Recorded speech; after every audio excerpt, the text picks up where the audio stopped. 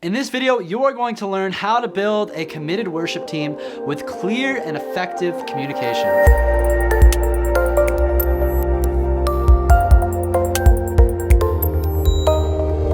My name is Jake Gosselin from churchfront.com. This is a channel that helps church leaders grow themselves and grow their church, and never miss out on our latest content by hitting that subscribe button. And if you find this resource helpful for your ministry, hit that like button as well. This video is part 2 of our 3-part series on how to build a committed worship team.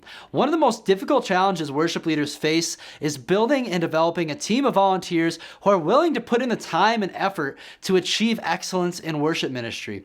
That's why I've created this series. I want to give you actionable tips for building a committed team. Communicating clearly and effectively with your team is crucial as a worship leader and can make or break whether your band is going to be committed. Here are 3 actionable ways you can improve communication with your team to increase commitment. Whether you are recruiting new volunteers, you have inherited existing volunteers, or you have been working with the same volunteers for a year, it is never too late to communicate your expectations.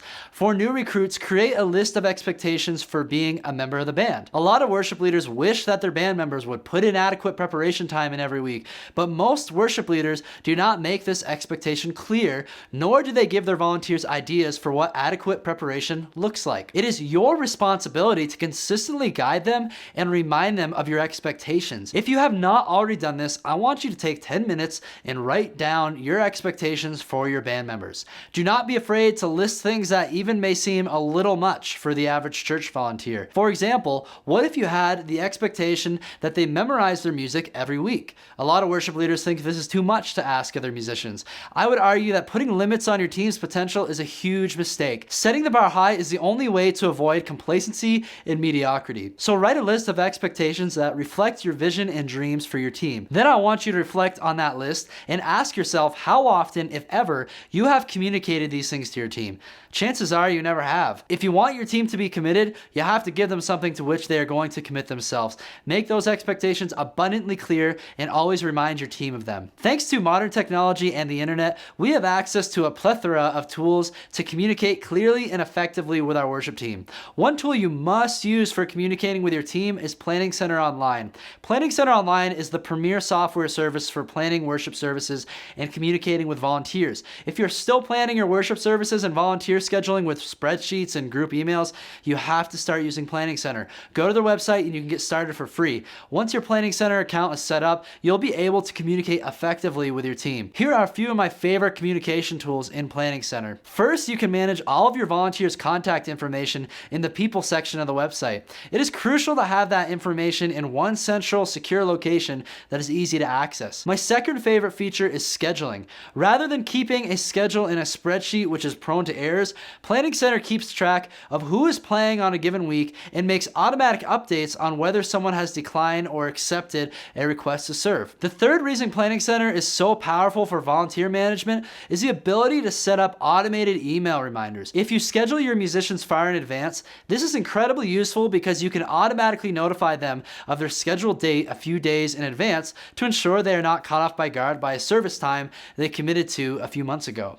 Not everyone manages their calendars, so Planning Center makes it incredibly easy to ensure nothing falls through the cracks. The final tip for improving communication is to over-communicate. I mean this in a few different ways. First, over-communicate the details of your weekly service plan. Make it clear what songs you are doing and what keys, who is leading, and which arrangement you will play. Planning Center gives you the ability to give volunteers every bit of information they need to know, as well as helpful info that might not be 100% necessary, but shows how well prepared you are and gives everyone a clear roadmap. The next way you can over-communicate is by using different forms of communication when necessary. One time I had a bass player who always slept past his alarm on Sunday mornings and kept showing up a half hour late to rehearsal. Typical bass player, right? Rather than being frustrated with him, I figured out that every time he played, I needed to give him a wake-up call on Sunday mornings. Not a figurative wake-up call. I literally called him a half hour before rehearsal to make sure he was up. If he didn't answer, I just kept calling until he did answer, while I prep the sound system for the band. Sometimes it may be appropriate to ask permission from people or work with them to figure out how to best communicate with them.